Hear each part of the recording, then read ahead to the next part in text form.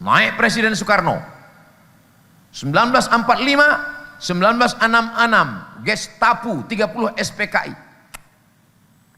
Soekarno tumbang. Dia cerdas, dia tahu ini jabatan ini tak lama, aku akan mati.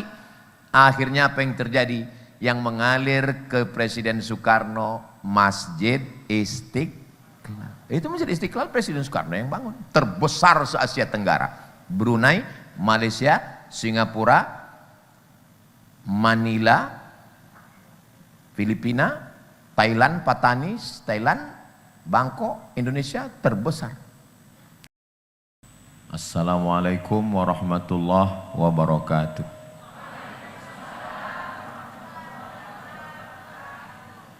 Kalau Tuan pergi ke Balam, jangan lupa membeli ikan. Dari bunyi sambutan salam, nampaknya jamaah belum makan. Apa kabar Bapak Ibu semua? Sehat?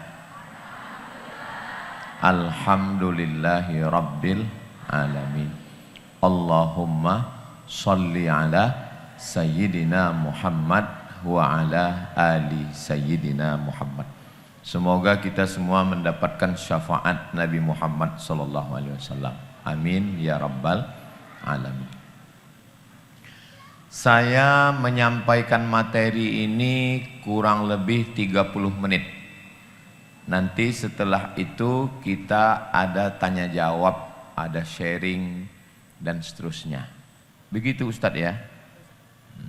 Soalnya beliau nggak ngasih tahu. Jadi saya memberitahu.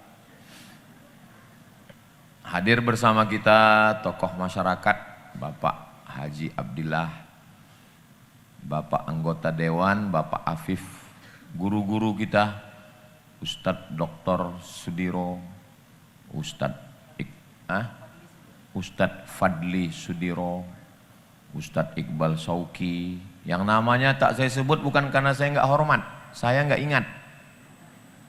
Hadirin hadirat, mukminin mukminat, solihin solihat, muslimin muslimat, yang belum berbini dan belum bersunat. Semua yang hadir ini insya Allah dimuliakan Allah Subhanahu Wa Taala. Amin ya rabbal alamin. Tema kita, makin dekat akhir zaman, makin tinggi cinta dunia. Dulu, zaman-zaman saya kecil lah, perempuan dulu belum banyak kali bertudung. Dulu orang biasanya bertudung pakai jilbab kalau udah balik haji. Dulu begitu. Ibu tahu cerita begitu tuh? Berarti udah tua. Sekarang ini orang udah banyak bertudung. Dulu orang nggak terlalu banyak mau gaya. Asal dapatnya karet bekas bungkus gula sama minyak, diikat kepala, cukup. Sekarang orang mau keren, rebonding. Rambut lurus dikeriting, rambut keriting mau lurus. Mata, saya masih ingat naik sepeda, nampak pohon di kampung saya namanya pohon bomban. Itu pucuknya itu dipotong, diteteskan ke mata. Air embun di waktu pagi bagus untuk mata, terang mata kita. Cukup. Orang sekarang pakai lensa kontak. Hari Senin warna hijau, hari Selasa pink, hari Rabu ungu. Dipakai waktu tidur, lupa membuka, masuk ke dalam. Akhirnya 50 lensa kontak di dalam. Ada videonya. Ibu sudah dapat? Nanti saya share. Dulu orang nggak terlalu pusing dengan muka. Mau pergi bedak-bedak sedikit udah cukup. Sekarang habis duit untuk skincare. Muka putih, leher hitam. Ustadz nih kalau ngomong macam nyindir aku aja katanya. Saya ngomong nggak tahu tentang cerita ibu-ibu ini dan saya nggak dapat bocoran.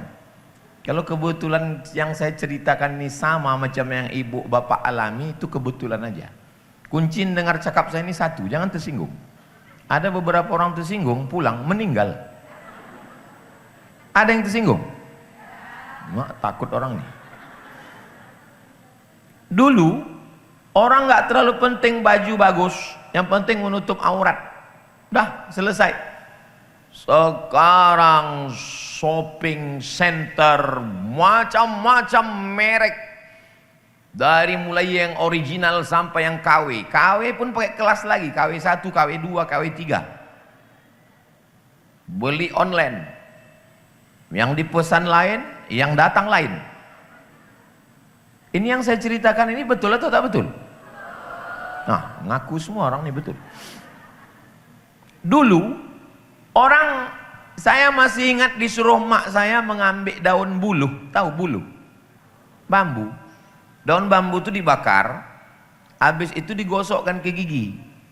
Gigi kau kuning katanya. Kau ambil daun buluh, kau gosokkan. Setelah saya gosokkan tetap kuning. Saya tanya dokter gigi, kenapa gigi saya ini nggak bisa putih bu dokter, pak dokter? Gigi ustadz ini jenis gigi gading katanya. Memang unik, di dunia nggak banyak yang punya macam ini kata dia. Jadi bapak ibu kalau senyum sama saya agak kuning, itu memang khas saya, bukan karena malas gosok gigi. Dulu cukup begitu, ambil daun bambu, daun buluh, bakar, gosok, udah. Orang sekarang nggak puas, sampai operasi, sampai pakai. Dulu tahu kita kawat itu kan untuk pagar rumah, sekarang mulut pakai kawat. Berwarna-warna pula kawat tadi. Kadang hijau, kadang merah, untuk menunjukkan harga diri dengan harga kawat. Dulu kalau jumpa sama orang senyum biasa aja, ini kita yang takut. Kata dia. Dia yang senyum 3 hari kita nggak tidur. Menyeramkan. Dulu orang masih sempat jumpa sama kawan, sama tetangga, sama anak, sama istri. Sebelum berangkat kerja pagi ke sawah, ke kebun, ke toko, ke pajak. Pajak kalau di Jakarta itu kantor perpajakan. Kalau di Medan ini pasar. Makanya banyak orang Medan ini pergi ke Jakarta. Kemana pak? Ke pajak katanya, diantar ke kantor pajak. Dulu orang masih sempat pagi sholat subuh. Habis itu sarapan di rumah, kenal sama tetangga, sama anak bini akrab. Sekarang enggak, belum azan subuh sudah berangkat, takut macet. Zuhur lewat, meeting. Asar melayang. Sore baru pulang, macet di jalan. Sampai rumah, maghrib habis, isya terbang. Berhari-hari, berminggu-minggu, berbulan-bulan. Akhirnya masuk ke rumah sakit. Sampai di rumah sakit apa kata dokter? Bapak terlalu sibuk cari makan sampai nggak sempat makan. Jadi duit itu hanya sekedar masuk rekening, ujung-ujungnya rezeki dokter spesialis.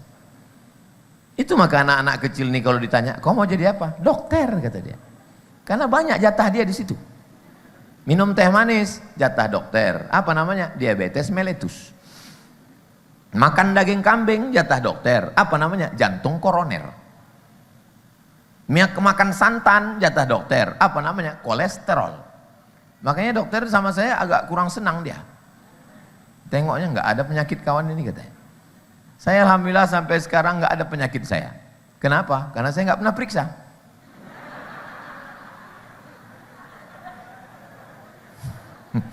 Terakhir saya periksa tahun 2008. Waktu tes CPNS. Karena mesti ada surat dari puskesmas. Surat sehat. Pergilah saya ke puskesmas, datanglah bidan, diambilnya balon warnanya hitam. Habis itu dilepaskannya, diikatnya tangan saya. Bergetar jantung saya. Bidan itu anak gadis pula. Awak belum berbini. Abdul Somad LCMA, lagi cemas mencari anak gadis. Udah selesai periksa, tulis-tulisnya, dikasihnya surat itu. Dia menarik surat itu, saya pun menarik surat itu di puskesmas. Kok bolehlah difilmkan lagu yang paling tepat.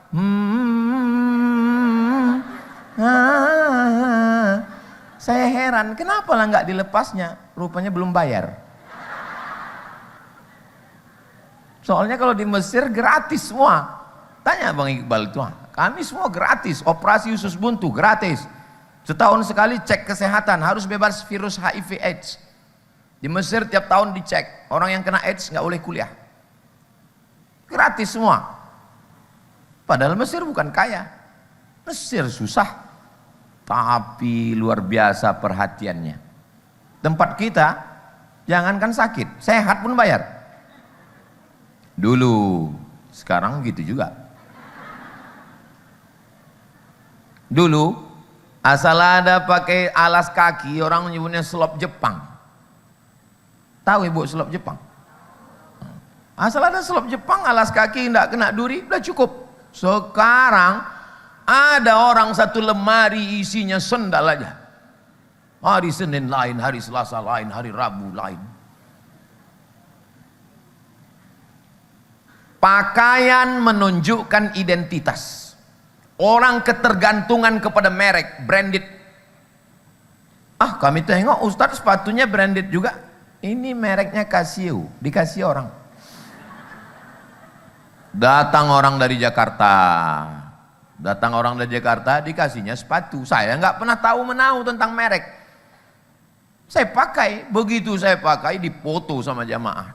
Dipoto, dimasukkannya ke Google. Tahu Ustadz berapa harga sendal sepatu Ustadz ini? Nggak tahu aku bilang 15 juta Pak Ustadz.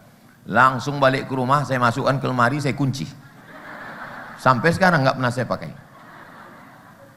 Untuk apa mahal-mahal? Gunanya kan untuk menjaga kaki dari tai ayam.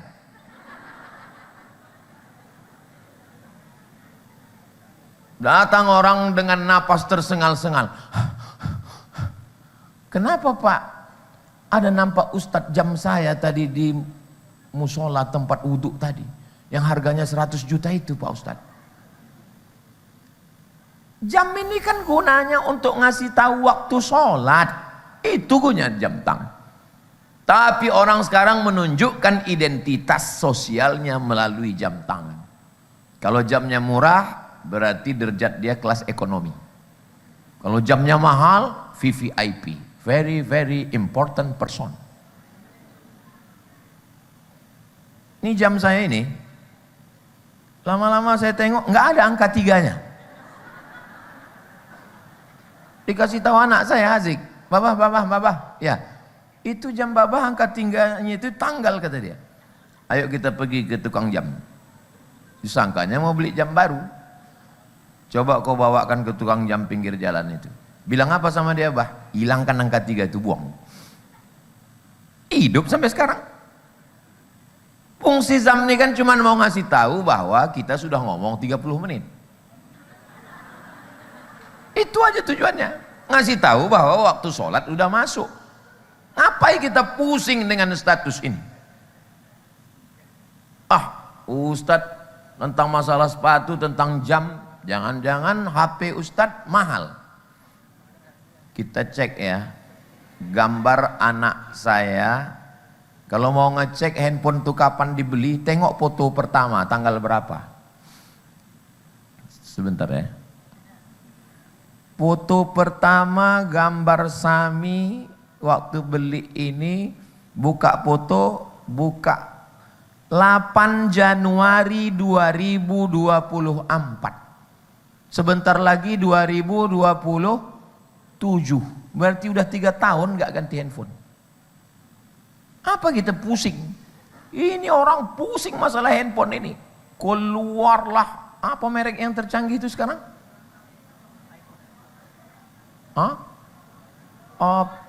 Promax. Tak dapat Promax, pindah ke Promax. Akhirnya orang sekarang karena handphone adalah status sosial, maka kalau duduk letakkan handphone. Status sosial. Karena handphone status sosial, sebelum angkat takbiratul ihram, luruskan shop. Orang nggak nengok arah kiblat lagi, nengok mak katanya. Karena handphone jadi status sosial. Apa sebetulnya yang mau kita cari hidup ini? Makin dekat akhir zaman, makin tinggi cinta dunia.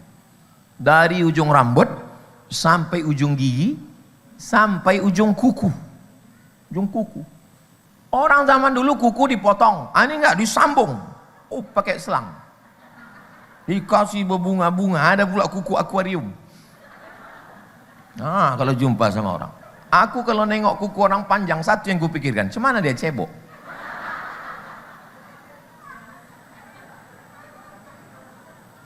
Memang atasnya black kutek, di dalamnya black daki. Makan bakwannya Pak Ustadz, makan, pasok makan, sedapnya. Tengok kuku kiri, ha. Bayangkanlah itu masuk kuku kiri itu ke bakwan, mengembanglah tai cacing itu. Jangan dibayangkan makan malam nanti. Apa sebetulnya yang mau kita cari hidup ini? Ah, Ustadz ngomong kayak gitu, Ustadz ngomongin orang aja. Buktinya baju Ustadz mahal, dikasih orang pas makan siang tadi. Pas lagi makan, Ustadz ini ada baju katanya, dikasihnya. Langsung di situ juga saya pakai, foto. Kalau kita dikasih orang, pakai. Kenapa? Pertama menyenangkan hatinya. Yang kedua, kalau enggak curiga dia kita jual. Ku tengok baju yang Ustadz ku kasih kemarin enggak pernah Ustadz tuh pakai, jangan-jangan udah dijualnya kata dia. Maka saya pakai langsung. Cemana baju ini? Cocok nampak? Mantap. Sebetulnya bukan bajunya, orangnya. Enggak usah terlalu pusing dengan pakaian, enggak usah terlalu pening dengan aksesoris. Karena sebetulnya itu hanya pikiran kita. Enggak pernah orang nanya kita harga jam tangan kau berapa, sepatu kau berapa, lensa kontak mata kau berapa, cincin kau berapa, enggak pernah. Orang pun enggak peduli kali sama kita.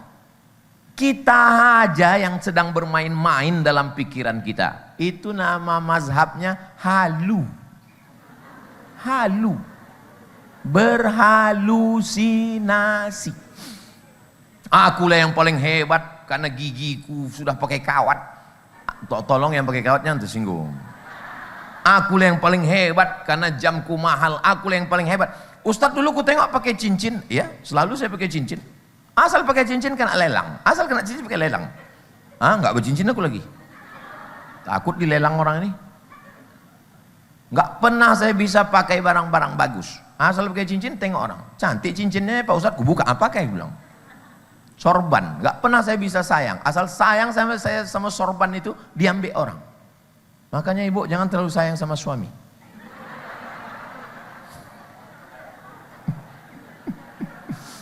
Semakin dalam rasa memiliki, semakin sedih ketika dia pergi. Boleh untuk update status besok pagi.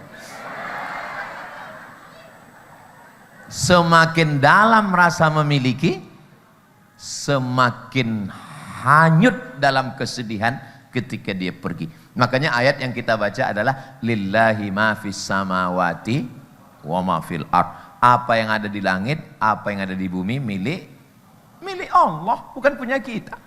Makanya ada seorang ibu meninggal suaminya, menangis orang semua. Dia tenang aja. Ibu nggak menangis, milik Allah. Sudah lama aku minta sama Allah, ambil milikmu ini ya Allah. Menangis. Ada seorang bapak meninggal istrinya, dia nggak menangis, kawannya sebelah pula menangis. Oh, kata orang itu, ditanya, kenapa kalian menangis? Kau udah selesai dari azab, kami masih kena azab lagi, kata orang itu. Ku tengok puas sekali ketawa orang ini. Jadi saya cuma mau menyampaikan, dari mulai tutup kepala, jilbab, branded, merek, tas segala macam. Tapi memang jamaah pengajian UAS menyapa ini, kadang kalau kita pengajian itu di hotel, orang berlomba-lomba memasang tas branded di depan. Tapi di sini ku tengok tas plastik lah yang dipasang orang itu. Emang betul-betul orang ini udah hilang dunianya udah semua. Bagi mereka dunia ini hanya setengah sayap nyamuk aja nih Pak Ustadz. Kalau kita mau menunjukkan kaya bukan pada baju merek, menunjukkan kaya bukan pada tas, menunjukkan kaya bukan pada jam, menunjukkan kaya bukan pada sepatu, menunjukkan kaya berapa masjid yang sudah kita bangun. Lama hidup banyak dirasa, jauh berjalan banyak ditengok, lama jadi ustadz banyak yang curhat. Jumpa saya bapak-bapak umurnya 85. Berapa umur Pak Haji? 85 Pak Ustadz. Apa doa Pak Haji panjang umur? Ya Allah, aku bangun masjid. Jangan matikan aku sebelum masjid ini siap. Terus nggak kusiapkan masjidnya. Nggak mati-mati dia. Jadi kayak mana cara Pak Haji masjid ini biar nggak siap? Setiap kali masjid ini sudah hampir siap, ku bangun satu lagi. Setiap kali ini sudah hampir siap, ku bangun satu lagi. Sampai akhirnya dia meninggal ketika masjid itu sudah siap lebih dari 50 masjid. Dibangunnya. Orangnya biasa aja, pakai sendal jepit, pakai kain sarung biasa, bajunya biasa, pecinya biasa. Kalau mau menengok luar biasa, begitu. Pas lah macam ibu-ibu ini saya tengok gayanya biasa aja. Karena memang tak ada duitnya. Janganlah begitu Pak Ustaz. Bapak Ibu yang dimuliakan Allah SWT. Kadang orang ini untuk menunjukkan status sosial makan. Makan di mana? Tinggal di hotel mana? Padahal itu semua hanyalah dunia ini tak sampai setengah sayap nyamuk. Pernah ibu menangkap nyamuk? Bapak nanti malam pukul nyamuk. Habis itu ambil sayapnya setengah. Ambil handphone, buat konten. Hai guys, dunia ini tak sampai setengah sayap nyamuk. Dari mulai ujung Aceh sampai ke Lampung, kota yang paling besar di Pulau Sumatera ini adalah kota Medan. Belanda paling banyak membangun bangunan-bangunan tua di Medan, termasuk kantor pos itu, keliling lapangan Merdeka. Rel kereta api paling panjang dibangun oleh Belanda dari mulai Langkat sampai ke Labuhan Batu. Untuk apa? Karena tanah ini dulu subur, menanam tembakau deli untuk buat cerutu, menanam sawit, menanam karet, menanam tebu untuk gula. Maka didatangkanlah orang, mohon maaf, Tionghoa, maka ada kampung Cina. Rumah siapa itu rumah Cina paling kaya? Chong Api. Maka didatangkanlah saudara kita dari benua pulau India. Maka itulah dia ada kampung. Dulu waktu saya kecil namanya kampung Keling. Sekarang saya tengok udah kampung Madras. Berubah. Masjid India. Masjid tua di Sumatera Utara. Artinya bahwa di sini banyak orang kaya. Mana orang-orang kaya dulu? Mati. Rumah-rumah yang besar dulu hilang. Tidak lagi milik anaknya pun tidak, cucunya pun tidak. Berapa banyak tuan tanah atuknya, cucunya jadi tukang jual tanah. Jadi hidup ini sebetulnya apa yang kita buat. Saya mau menyampaikan, ya pakai baju biasa aja, pakai jam biasa aja. Tapi kalau angka 3-nya tanggal, gantilah. Karena kalau enggak nanti disepelekan orang. Kalau saya enggak apa-apa. Karena saya kalau pakai jam rusak pun disangka orang mahal. Tapi kalau ibu jangan, kalau rusak ganti, kalau enggak nanti orang sepele dengan ibu. Kalau saya pakai jam enggak ada angka 3 ini, paling ditengok orang, wah ini model baru nih kata dia. Saudara yang dimuliakan Allah Subhanahu wa taala. Saya memang dari dulu enggak pernah pakai kaos kaki. Dari sejak sekolah di Muallimin Unipa, Jalan Sisingamangaraja, Simpang Marendal, enggak pernah pakai kaos kaki. Enggak nyaman saya berkaos kaki. Sampai akhirnya waktu mau jumpa sama Sultan. Rupanya jumpa sama Sultan tuh mesti pakai kaos kaki. Udah duduk udah gini, duduk datang orang berbisik, Ustadz dari belakang, kaos kaki. Barulah saya pakai kaos itu. Ini karena nggak ada Sultan, nggak bawa kaos saya lagi. Saya hidup ini nggak saya pedulikan cakap orang, yang penting saya nyaman. Untuk apa kita gaya-gaya kita nggak nyaman? Oh gaya kita begini. Gaya jaim, jaga diri. Senyum pun gak mau. Jumpa sama orang. Lagi saya hidup nih dinikmati aja. Mana yang paling enak, paling nyaman, nggak perlu kita kejar sesuatu, tapi yang paling kita kejar adalah bagaimana bekal kita nanti sesudah sudah mati. Saya nggak mau juga habis acara ini lalu bapak ibu semua sudah hilang nafsu dengan dunia ini. Besok pagi ibu menjagakan bapak, bang, nggak jualan kau bang, nggak ke kebun kau bang, nggak kerja bang. Serahkan pada Allah. Bukan itu maksud saya. Yang punya kebun sawit, garap kebun sawit. Yang punya ruko, terus perbanyak toko-tokonya. Yang punya restoran, perbanyak rumah makannya. Yang punya bisnis, teruskan bisnisnya. Tapi orientasinya bukan mau beli jam mahal, tas mahal, gigi mahal, mata mahal. Tapi kita perbanyak bekal untuk akhir. Cerdasnya Sultan Delhi. Dia tahu bahwa dia akan mati. Istana Maimun akan tinggal. Maka lebih banyak semen untuk Masjid Al-Masun, Masjid Raya daripada Istana Maimun. Karena dia berpikir, aku akan mati, istana akan tinggal, anak biniku akan tinggal, jabatan kesultanan akan tinggal. Rupanya Kesultanan Melayu Delhi hanya bertahan 1946. Habis itu terjadi revolusi sosial, sultan-sultan ditangkap, menyerahkan kedaulatan, menggabung dengan Negara Kesatuan Republik Indonesia. Akhirnya yang mengalir pahala hanya tinggal satu, Masjid Raya Al-Masun. Cerdas. Naik Presiden Soekarno 1945, 1966 Gestapo 30 SPKI. Soekarno tumbang. Dia cerdas, dia tahu ini jabatan ini tak lama, aku akan mati. Akhirnya apa yang terjadi? Yang mengalir ke Presiden Soekarno Masjid Istiqlal. Itu Masjid Istiqlal Presiden Soekarno yang bangun. Terbesar se-Asia Tenggara.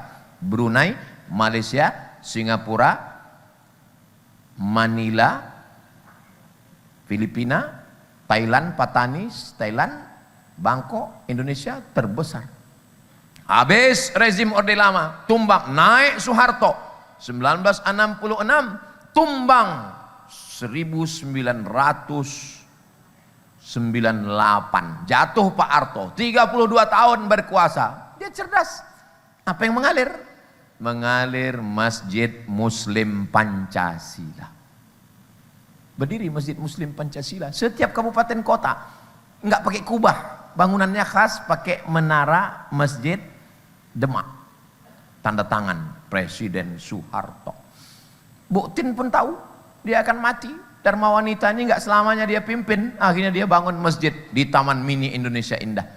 Saya khutbah di sana. Imamnya alumni Darul Arafah, Ustadz Fauzi, orang Medan.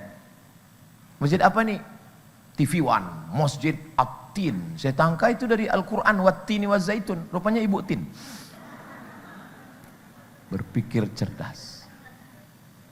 Apa yang kita tinggalkan sesudah kita mati? Orang kaya mati, orang miskin lebih cepat, apalagi BPJS. Ke orang kaya masih bisa ada tambahan umur lagi, dimasukkannya alat ke dalam. Sebetulnya udah mati itu, tapi kan ada alat bantu, mati. Saya pesankan itu ke anak istri saya, ke keluarga saya. Aku kalau sudah mati jangan pasang-pasang alat itu lagi. Gak usah kalian pasang, mati-mati aja lah. Ngasih duit ke dokter aja itu. Ustadz kayaknya benci kali sama dokter. Enggak, saya ceramah ke Ikatan Dokter Indonesia. Saya tetap ceramah ke rumah sakit. Pondok pesantren masih hubungan baik dengan dokter. Tapi saya mau mengatakan, ya kalau kita mati ya mati aja. Kalau aku mati, kata Umar bin Khattab, cepat-cepat kuburkan aku. Kenapa? Karena kalau aku baik, cepat aku jumpa dengan amalku. Kalau aku jahat, cepat kalian lepas dari kejahatanku. Maka saya tulis di surat wasiat, kalau aku mati, cepat kuburkan aku. Kalau aku mati malam, ada yang menggali kubur, kuburkan malam. Dan jangan banyak kata sambutan. Ini semua kata sambutan, RT, RW, camat, kades, kadus, lurah. Ku buat situ, kalau aku mati jangan ada kata sambutan, bawa kuburkan, selesai. Kenapa? Karena orang masih juga menyombongkan diri, inilah orang paling hebat, inilah orang paling kaya, inilah pejabat, inilah. Alhaakumut takasur hatta zurtumul maqabir. Takasur, berbangga-bangga, ini mereknya lebih mahal, ini keluaran baru, ini limited edition, ini banyak duit, ini banyak harta, ini banyak kuasa. Sampai kapan? Hatta zurtumul maqabir. Sampai di kubur pun masih mau nyombong-nyombongkan diri juga. Ini kubur siapa? Ini kubur bapakku. Ini kubur siapa? Ini kubur atukku. Ini kubur siapa? Ini kubur moyangku. Ini kubur siapa? Ini kubur opungku. Sampai di kubur pun mau menyombongkan juga. Apalah kita ini? Kita ini hanya setumpuk daging busuk yang akan dimakan cacing tanah. Apa yang mau disombongkan? Aku kalau mati nggak senang kali cacing. Ditengoknya, kata dia, nggak ada dagingnya ini, kata dia.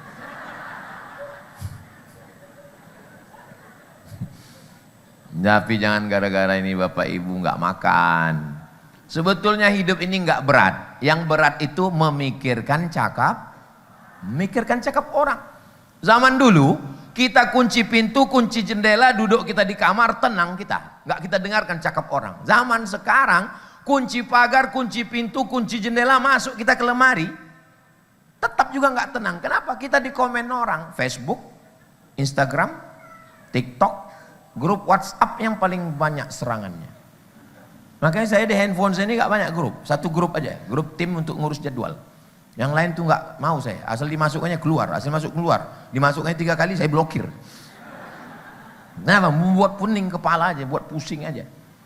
Ah, Ustadz ngomong aja begitu. Kami tengok Ustadz ada juga nya Instagram Ustadz. Iya. Tapi nggak pernah saya balas komen-komen itu. Dan saya nggak bisa baca DM. Kenapa? Saya nggak ada passwordnya. Itu admin semua yang ngurus. Kenapa Ustadz nggak baca DM? Karena kalau sampai aku tahu passwordnya, aku buka, sakit kepalaku. Kepala sebesar ini mau diisikan masalah sedunia ini, meletup dia, pecah pembuluh darah. Kalau mati langsung nggak apa-apa, setengah mati ini. Nah, jadi tentang masalah ini, hidup ini kita jalani aja. Menjalani hidup ini rumusnya nggak usah banyak-banyak. 1, ikhtiar, usaha. Ini air, ini kuah ini untuk saya ini kan, untuk saya. Tapi kalau saya tidak berusaha untuk mengambilnya, apakah mungkin dia berjalan sendiri? Nggak mungkin. Maka ada namanya usaha. Saya bukan menyindir Ustadz minta tuangkan, enggak. Saya ini Ustadznya nggak pandai sindir menyindir. Cuman kadang orang sensitif, lembut hatinya. Enggak, wallahi tidak.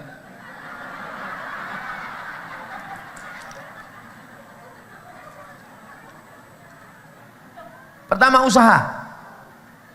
Nah, itu bukti usaha kita dikabulkan Allah. Setelah kita berusaha, kita berdoa. Jangan kita gara-gara usaha kita itu, enggak. Berdoa kita. Berdoa. Jangan lagi, ini sekarang banyak orang nggak mau lagi berdoa. Assalamualaikum warahmatullahi wabarakatuh. Assalamualaikum warahmatullahi wabarakatuh. Kok nggak berdoa? Ah, yang semalam aja belum makbul. Kok nggak berdoa tadi ku tengok? Aku doa aja. Cepat kali kau berdoa. Apa yang kau bilang? Macam kemarin ya Allah. Apalah orang ini. Saya sampai tadi zuhur, asar, jamaah takdim masih berdoa. Kenapa? Karena doa itu adalah simbol kerendahan hati, kerendahan diri di hadapan Allah. Aku tetap berdoa. Kenapa? Karena doa adalah ibadah. Aku nggak pikirkan terima atau tidak terima. Yang penting aku berdoa. Setelah berdoa, tawakal, serahkan pada Allah. Ibu, bapak kalau mau pergi keluar kota, mau pergi keluar Medan, ambil kunci serahkan ke kawan. Ini kunci rumah, ku serahkan sama kau. Itulah tawakal itu. Ini kunci rumah, ku serahkan sama kau. Titik. Tapi sebetulnya dalam hati, terserah kau lah, mau kau jual, mau kau bakar. Tapi jangan cakapkan begitu, dijualnya betul. Kalau berserah sama orang aja dijaga orang rumah kita, apalagi berserah kepada Allah. 3, usaha, ikhtiar, doa, tawakal. Setelah tawakal, husnuzon sama Allah. Husnuzon sama Allah. Husnuzon itu apa? semua yang nampaknya tak elok, tak baik menurut kita, sebetulnya menurut Allah baik. Aku sudah baik, aku sudah niat baik, aku sudah cakap baik, kenapa datang tak baik? Yang tak baik itu pun kalau direnungkan sebetulnya baik, kalau ditengok dengan pandangan hakikat. Karena yang memberikan itu adalah Allah. Macam ibu lah. Ibu dulu kan berkeinginan punya suami yang matanya biru, rambutnya pirang, badannya berotot, perutnya six pack, ganteng. Tapi karena ibu husnuzon sama Allah, terserah engkau oleh Allah. Akhirnya yang datang hitam manis. Enggak usah aku teruskan. Sebetulnya hati ibu mungkin berkata, kok enggak sesuai dengan yang ku minta. Tapi kalau dipandang dengan pandangan hakikat, itulah yang baik menurut Allah. Betul Pak Ustadz. Cobalah bayangkan kalau dikabulkan Allah macam yang ibu minta itu, rambutnya pirang, matanya biru, putih, tinggi. Apa enggak stres ibu memikirkannya? Betul Pak Ustadz. Dengan yang lakiku ini terserahlah ya Allah, mau ambillah. Mau hilang pun tak apa-apa. Betul tak Bu? Betul kata orang ini. Pertama, usaha. Yang kedua, doa. Yang ketiga, tawakal. Yang keempat, husnuzon. Yang kelima, ini yang paling berat, ridho. Ridho itu apalah terjemahan bahasa Indonesianya ridho ini ya. Ridho ini begini. Ibu, bapak pernah tak memandikan jenazah? Waktu air disiram, air itu dingin, diambil tisu, diikatkan kain putih ke kayu, dikorekkan ke telinga, dikorekkan ke hidung, ada jenazah itu melawan. Itulah ridho. Ridho itu artinya tak melawan lagi. Tak melawan lagi karena sudah puncak dari pendekatan kita pada Allah adalah ridho. Makanya yang diundang Allah untuk balik menghadap Allah itu orang yang ridho. Ya ayyatuhan nafsul mutmainnah, wahai jiwa yang tenang. Tenang macam orang mati. Irji'i ila rabbiki radiyatan ridho. Kita dulu ridho, baru mardiyah. Radiyatan kita ridho. Setelah kita ridho baru mardiyah. Allah meridhoi. Kita dulu usaha. Kalau nggak ada usaha dari kita, nggak bisa. Ridho kita menerima ketetapan Allah Subhanahu Wa Taala. Tapi ujiannya berat. Berat kali Pak Ustadz. Saya sudah baik sama tetangga, nyawa saya kasihkan. Ini baru mobil parkir motor sebentar aja Pak Ustadz. Sakitnya hati kami Pak Ustadz. Ya namanya ridho. Ridho kepada Allah. Ujiannya luar biasa. Maka balasannya surga. Karena berat itulah balasannya surga. Kalau ringan, ya rantang sama kipas angin aja lah. Ternyata ngomong di depan orang-orang yang ridho ini cepat kali waktu berlalu. Tadi saya mulai jam 2:30 kurang 10. Sekarang sudah pas jam 3 walaupun angka 3-nya hilang. Pas jam 3, berarti saya udah ngomong 40 menit. Padahal janji tadi 30 menit. Saya, Ustadz, orang yang biasa ngomong, itu kita ini ngomong itu tergantung pendengar. Kalau pendengar tua, itu terasa lama kali ngomong. Tapi kalau audiensnya orangnya sadar, tapi saya belum pernah lagi marah sama orang itu tidur. Karena kalau dia tidur itu berarti udah ridho dia itu. Kalau ditanya, kok tertidur tadi? Radiyatan mardiyah. Makin dekat akhir zaman, makin tinggi cinta dunia antara cinta, takut, dan taat. Habiskan cintamu untuk Allah sehingga tak tersisa lagi cinta untuk branded, cinta untuk pagar kawat, cinta untuk itu ini. Habiskan takutmu pada Allah sehingga tak lagi takut kepada diejek orang, dinyek orang, dijatuhkan orang, diremehkan orang. Enggak terlalu peduli kali kita. Habiskan taatmu pada Allah sehingga kau tak perlu taat kepada penguasa, taat kepada orang kaya, taat kepada orang lebih hebat. Ketaatan kita hanya kepada Allah. Yang kemana-mana kita lanjutkan setelah yang satu ini.